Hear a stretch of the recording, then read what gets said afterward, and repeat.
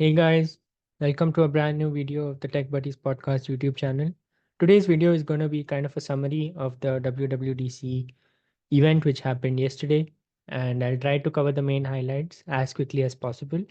The full episode with the detailed explanations and Gautam's thoughts will come out in probably 10 days because both of us have exams coming up. So after our exams get over, we'll record that episode. Having said that, let's just quickly start because I don't want to waste any more time. Let me talk about Vision OS because there's very little to talk about it. Apple claims that there are over 2,000 apps which have already been created specifically for Vision Pro, and there are 1.5 million iPad and iPhone apps which are compatible within Vision Pro, which is a good thing, and it's only going to increase in the future. They announced Vision OS 2, and some of the new features are that in the Photos app you can create a 3D image from an already existing 2D photo in your gallery, and that happens using machine learning by creating a right view and a left view. So if you have a 2D image and you're wearing the Vision Pro, if you can view it in the spatial view. There's a new hand gesture. So if you hold up your hand like this, it opens up the home screen, and if you hold your hand up and flip it and tap, you get the time and battery setting, and if you tap that, it opens the further control center and things like that. So that's a good addition. um, Train support has been added to travel mode is a pretty significant mode in Vision Pro, especially if you're in a moving uh, object kind of a thing, to balance out the blurriness or the whole motion thing of the different screens around you. So train support has been added to travel mode. That's a good thing. And Apple is working with a lot of companies to create spatial videos and content so that you can watch more stuff on Vision Pro. So Canon has a special lens for their EOS R10 camera to record spatial videos, and they are also partnering with Blackmagic to record, edit, and upload content to Vision Pro. There are some new series, and even there's a new short film that is coming, which is completely uh, immersive video. So basically, you can um, watch the video with all the spatial experience. Looking at the huge success of Vision Pro in the US itself, Apple is expanding the Vision Pro to China, Japan, and Singapore, UK, Germany, France, Australia, Canada, and Germany as well. So Apple Vision Pro is coming to these countries as well. So that was about Vision OS. Let me quickly move on to iOS 18. So iOS 18 has upgrades which make it almost similar to Android. There are many features inspired by Android, if you say. So first things first, the home screen. So finally, Apple allows you to arrange your app icons however you want, depending on your wallpaper or depending on your preferences. You can arrange it at the bottom and the side and things like that. Before it was just linearly arranged, randomly decided by Apple. So now you can arrange it based on your um, preference, which is uh, a welcome addition. You can also now change your app icon, and like it's kind of material you theme sort of a thing. You can change the icon pack. It's kind of an icon pack thing. You can change it to a whole different color, but lots of people who have tried it out say that it's not as well implemented as Material You on Android. So yeah, it depends on you. Anyway, Apple gives you the option to not to use the stock um, app icons anyways. So that's about the app icons. Control center has also gotten a huge change. You can now have multiple controls in the same control center by swiping up. So you get multiple different controls. You can have media controls as one tile. You swipe up, you get home controls and things like that. You can also add new controls, like there's new controls for gallery. Then developers can also include their own controls, like if you have a car, you can just get the car key. um, if you have that feature, you can just get it on your control center, tap on it for unlocking the car and locking the car and things like that.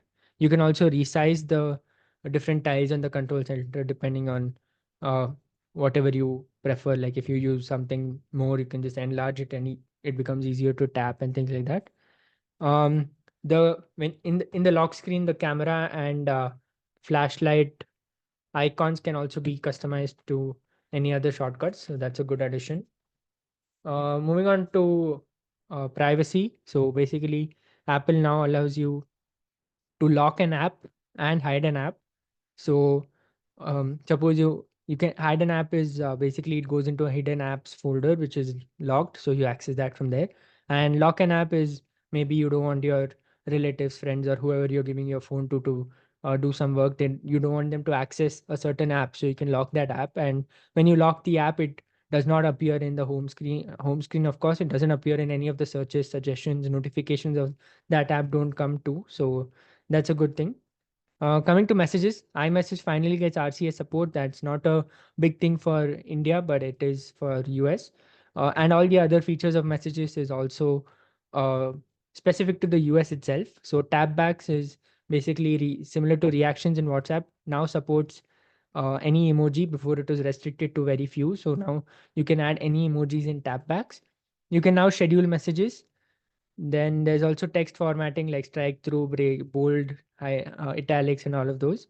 There's also text effects. So basically, you can, like there were text effects before in iMessage where um, you could get those like party pooper sort of thing by typing something. But now that's there in the text format. So if you write DAWGGG, then the G will like swirl and come. So I mean, it's hard to explain without demos. I'll try to include some videos in the post edit maybe if the video is not long enough. Is not. Um, I'm trying to keep the video as short as possible. You can also now send messages via satellite, and this not only works with iMessage but it also works with normal SMS. So you can connect to any satellite around the area, but you have to keep the phone pointed at that satellite for connectivity, and then you can send messages. And even tapbacks works using satellite. Mail, Apple has worked on device categorization, which is there in Gmail also. You get primary, then you have promotions, then they also have transactions for receipts and stuff like that. So that's a good addition. Maps, you get new topographic maps for hikes and things like that. So if you are into that, then that can be a useful addition to you. Wallet, there's a new feature called tap to cash. So if you and your friend bring your iPhone together, and you want to make any payment, so you can, using Apple Cash, you can just uh, do tap to cash, which is similar to the name drop which is there when you bring two iPhones together, the contacts you share. Now the money will get transferred between the two people without having to share your phone number or any other bank details. So that's a good addition. um, for those people who use the journal app, you can now log your state of mind as well. And you can also get insights. There's a new insights tab to get insights on what you have journaled. Maybe if you have set some goals, you can track those. And you can also use the new search feature to find a place. Maybe you've gone to a certain place which you have journaled, you can just search for that place. So that's a good thing. There's a new game mode which is coming to iPhone. So basically, there's already a game mode in Mac, if I'm not wrong. So basically, it minimizes the background activity so that you get maximum performance while playing your game, and it also obviously reduces the latency if you're connected your AirPods or any wireless controller. So that's the game mode. Photos, Apple claims that this is the biggest redesign to the Photos app. So there's a new filter uh, option which allows you to filter all your photos by date or by year or by a certain specific place. The new feature though is collections. So you can browse by topics, people, trips, and things like that. So you can search for collections with a group of people. So maybe you have like a close friends group who go on trips, or you have memories with them. You can just create. I mean, I think it automatically creates a collection of those people, and you can search through that. um, if you swipe right from the grid, you get the favorites tab, and basically it's like a carousel of different pictures of your trips. And maybe if you have saved any favorite images, it gives you a carousel of that. So overall, it's a good addition. It categorizes your photos based on your trips, based on people, and things like that. So it's easier to find your photos. And coming to audio and home, that's it for iOS 18. Coming to audio and home, AirPods.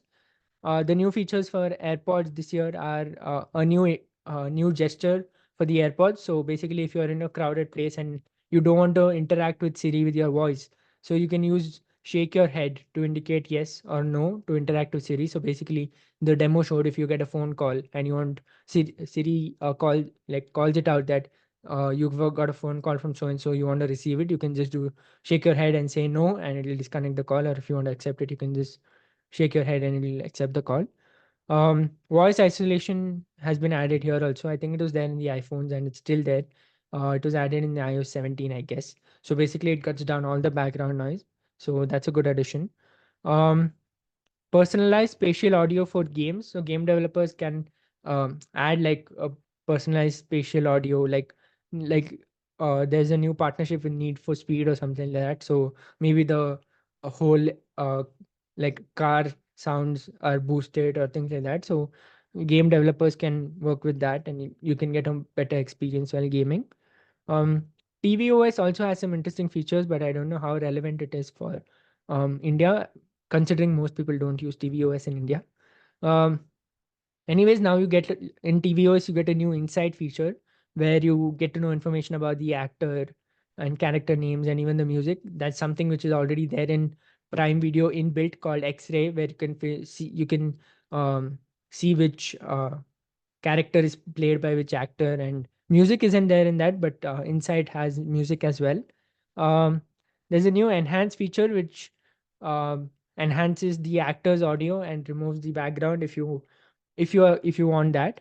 Subtitles now will automatically appear when when you mute the TV, or if you skip back 10 seconds, the subtitles will automatically appear. There's a new 21 is to 9 projectors option. So you can, for the movies which support 21 is to 9, or which are short in 21 is to 9, you can get a better experience of those.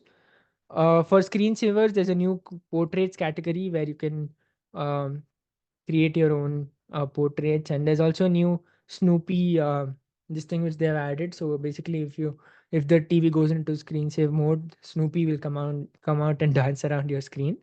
So those are the updates to tvOS. Quickly moving on to watchOS, there's a new feature called training load, which basically tracks how you're performing maybe on your goals. For maybe if you want to run a 5K or things like that, it'll um, track your calorimetry data, of course, personal data like height, weight, and you can set the effort you're putting like in different levels from 0 to 10, and then it will give you a training load score. And Apple claims that this is a good thing for athletes and things like that. They can get more data about their progress, so that's a good thing. There's a new summary tab. I mean, the summary tab on the fitness app, you can customize it to show details which it may not show. Maybe you want to know how much you walked, but that's not available in the summary tab. You can just add that into your summary tab. So that's a good thing. You can adjust your goal by the day of the week. So basically, you get the three rings in the Apple Watch. One is for the move goal, and one is for the stand goal, and things like that. So you can adjust that based on your day. Maybe someday you're very busy, you can reduce the number of steps, and when you're free, you can increase it that way. And you can even pause your rings if you're not well, so that your streak remains. That's like a good thing, especially if you're competing with your friends and you want your streak to remain compared to them, and you don't want to lose. Then you can just pause your rings. That's a good thing. There's also a new Vitals app, which basically tracks all your vital information, heartbeat, and all of those things. And it can also alert you if there is something going wrong. And that's a very good feature, considering that Apple Watches have saved lots of people's life by giving the indication of irregular heartbeats and things like that. Um, the biggest addition seems to be Smart Stack. So basically, last version introduced Smart Stack. Basically, it was a feature under the, like if you swipe up, you get this Smart Stack feature. So basically, they made it more robust, and it automatically adds tags depending on situations. Like it can show you the weather forecast in the morning, and maybe something else depending on the situation. Like I said, there's live activities coming to the Apple Watch in the form of smart tags, and even check-in is possible. So, if you're doing a particular workout, you can check in or inform your friend that you're in the workout, so that they don't disturb you, or they know that you're doing your workout. And once it's done, you can um, check in that your workout is done also. So that is a handy feature, especially for cellular Apple Watch users who don't carry their phone when they go for a workout, for so that they don't get distracted maybe. Developers can also add functions to the smart stack. So Uber can add their own smart stack to indicate when your Uber is coming or things like that. So that's a good thing. Watch faces can be customized even further, the ones in which you add your own photo. So that can be customized even further with the help of ML. It will figure out the best possible pictures from your gallery, and you can further customize that depending on your preference. Those are the changes to WatchOS. Coming to iPadOS, so the home screen, control center, and photos updates, which are in iOS 18, is carried on to iPadOS as well. There's a new floating tab bar in different apps, so it gives you the end-to-end experience of viewing while also giving you the tab bar functions. So that's a neat addition. SharePlay is also an important feature in iPad. So basically, you can share your screen and things like that. So now, when you share your screen, you can tap and draw on your screen to point to, like if you're trying to explain, you can tap and draw to point at what they want. They have to click to open this or things like that. And even if they still don't understand, you can take a remote access of their screen and do it for them. So that's like a life changer for a lot of people, especially who try to explain to their parents uh, certain features. It's super hard to explain by a voice. So shared play, this is like a good addition to shared play. Finally, Calculator app comes to iPad, and the way they've done it blew my mind. So the new feature in Calculator app is Math Notes. So if you have an Apple Pencil, you can go to the Calculator app, and there's a new Math Notes feature. So basically, you can just write all of your questions, and then it'll automatically solve it. So if you are writing like 10 plus 10, it'll automatically give your answer as 20. That too in your handwriting in which it was written. This also works for variables, and you can also create graphs and things like that. I'll try to put the visual of the demo. It was pretty crazy how Apple is able to do it with the help of AI, and this is gonna be like a huge lifesaver for students, especially the ones who are weak at math.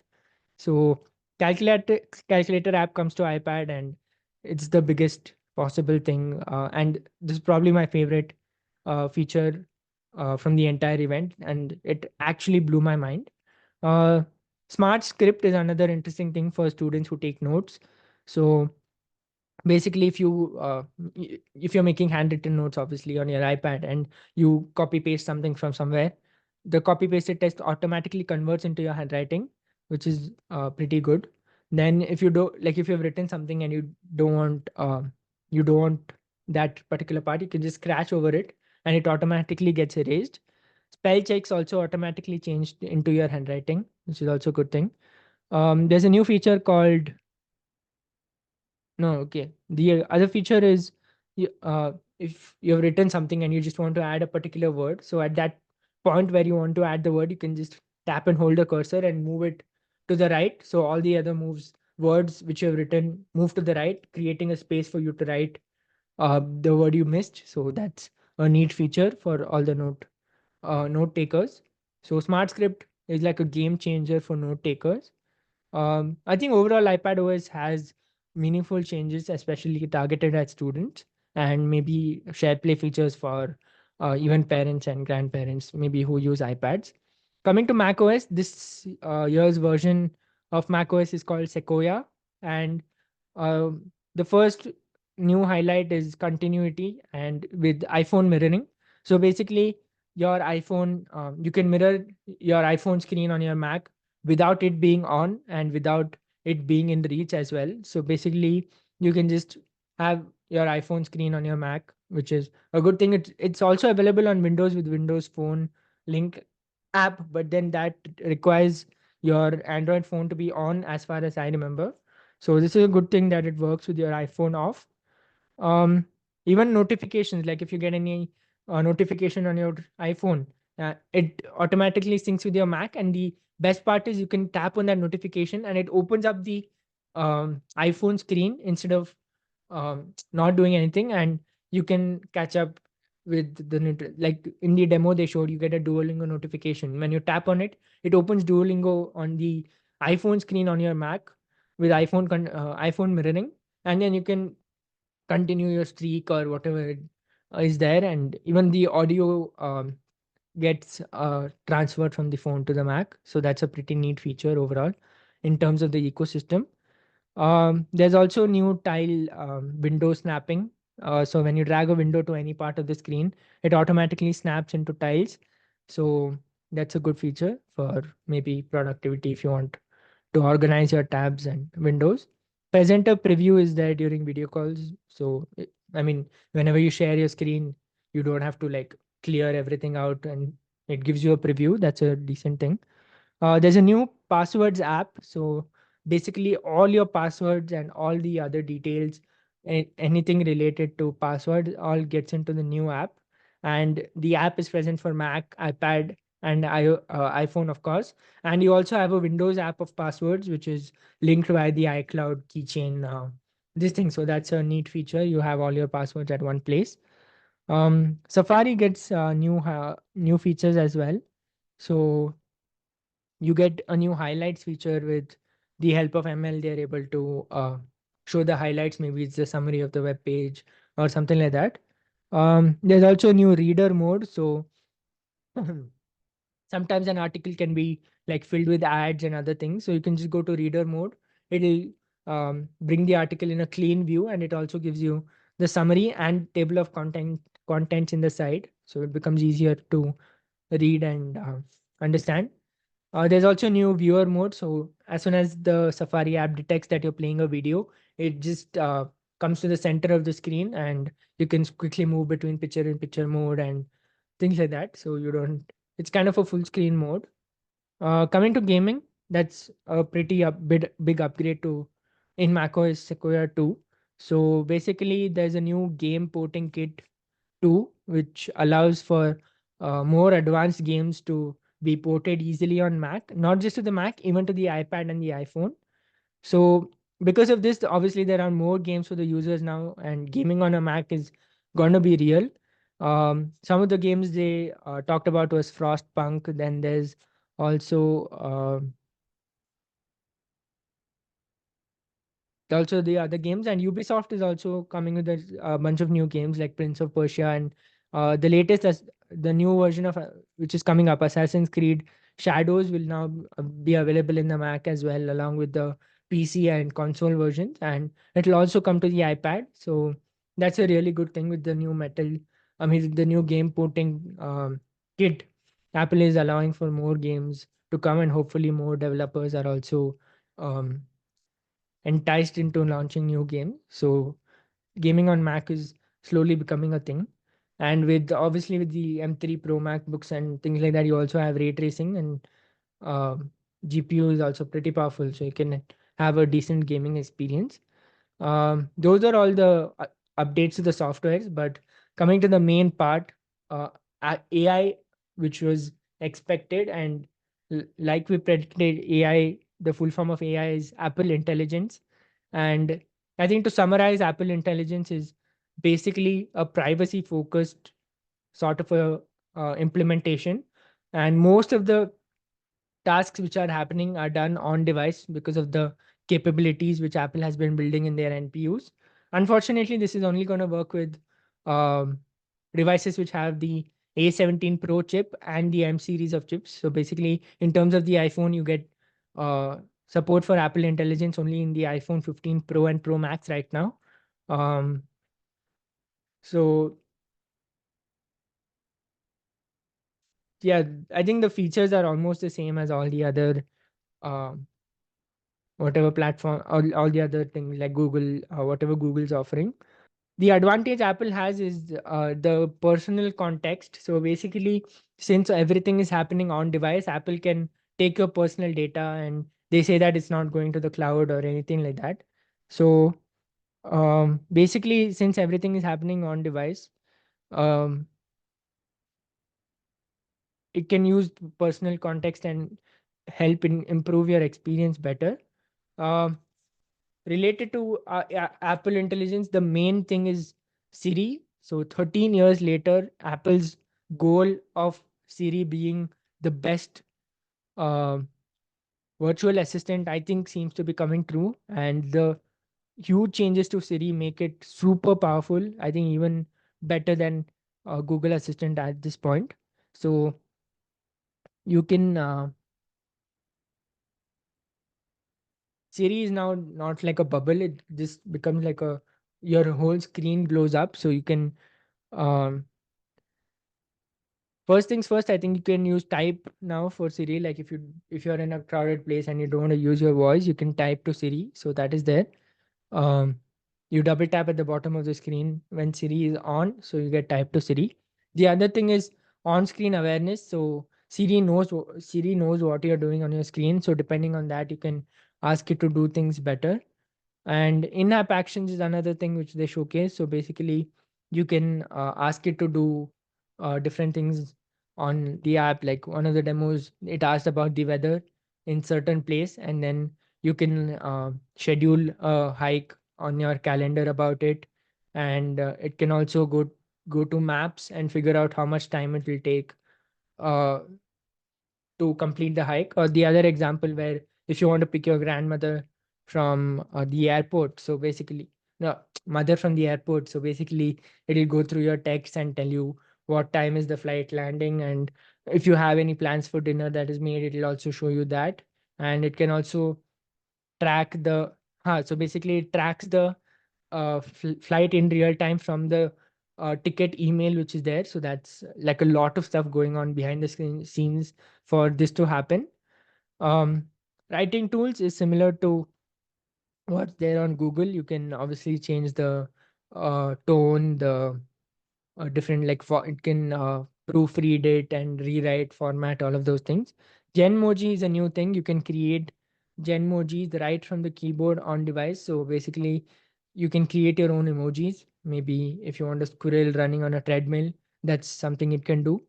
Image Playground is like it's a dedicated app, and you can also use it in Messages, Keynote, and Freeform. It's basically similar to like it's an image generation thing. You can pick up bunch of different topics like adventure, people, and things like that, and create your own images, which can be used in the Messages, Keynote, and Freeform app, like I mentioned. Um, Image Wand is a new feature in Notes app. So basically, you have maybe if you have like a rough sketch on your notes, like the example he gave, there was a history notes and there was like a rough diagram of a minar sort of a thing. And using Image Wand, you can make it like a perfect image.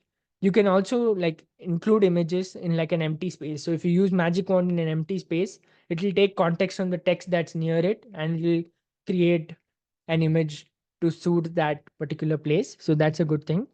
You can also record and transcribe your notes, and it even generates a summary of the notes. So for those people who maybe attend online classes or who take your laptop to classes and you don't pay attention, you can record the classes. You'll get it transcribed and summarized. Um, in the Photos app, you get the object eraser tool. You will get search in photos, search in videos. You can also create a memory movie better. These are all features similar to the Google Photos thing, which I talked about in the Google I/O video episode. Um, the other AI features are you can summarize your calls in the phone app as well. So basically, call recording is official in iPhone, and you can summarize your calls. And obviously, there'll be the announcement that the call is being recorded. Um, like people are expecting, Apple is also has also partnered with ChatGPT for further AI capabilities. So basically, Siri can tap into ChatGPT's experience. So basically, when you give Siri any task it identifies whether the task can happen on device, or maybe it's a task that ChatGPT can do better. So when that happens, Siri sends you a request whether it can use the ChatGPT app, and when you give that uh, permission, then it will send the prompt to ChatGPT and give you the answer from there. Um, Compose is basically similar to Google's implementation. You can create your own content from written by ChatGPT.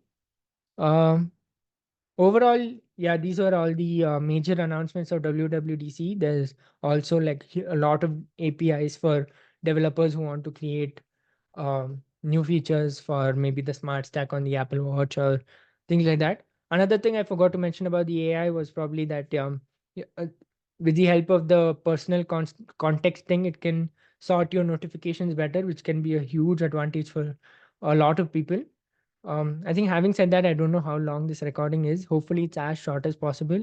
I mean, you might have gotten to know from the speed of my talking that I'm trying to finish this video as soon as possible. So, having said that, if you liked the quick summary of the event, don't forget to like this video, share it with others, and the full episode will be coming out on maybe 19th or 20th of this month with um, discussions with Gautam and things like that. So, don't miss that episode out. I'll catch you there. Bye bye.